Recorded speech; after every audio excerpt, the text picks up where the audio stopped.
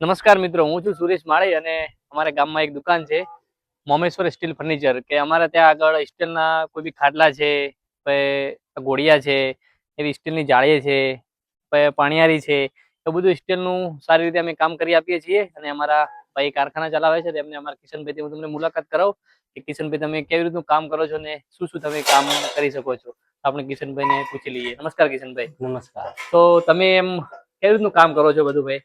બધું મકાનનું કઠેડાનું બધું કામ કરીએ, રેલિંગ કઠેડાનું એવું છે એમ. અને ખાટલા, બીજા બધા ખાટલા એક શું ભાવનો એક ખાટલો આ છે એ? આનો 10 કિલા જેવું વજન આવે, 2400 રૂપિયામાં પડે છે. ઓકે. અને ઘોડીઓ?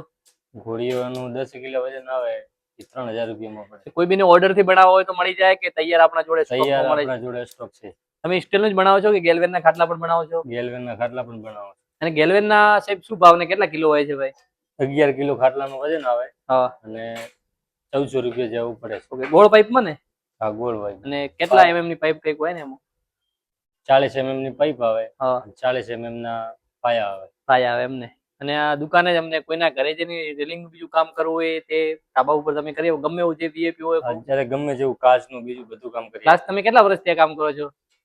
લાસ્ટ 14 વર્ષથી. 14 વર્ષથી તમે સ્ટીલનું કામ કરો છો એમ ને? અને આ બધા સીડી ને બી છે એ બધું તમે જાતે જ બનાવો? જાતે બનાવો.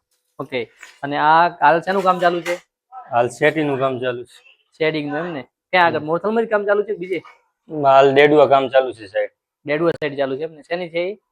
મકાનનો કઠેડા. મકાનના કઠેડા. તો આપણી દુકાન આવેલી છે મોરથલમાં. મોરથલ આવેલું છે આપણે રા જોડે અને રા તાલુકામાં ને થરાદ જિલ્લામાં.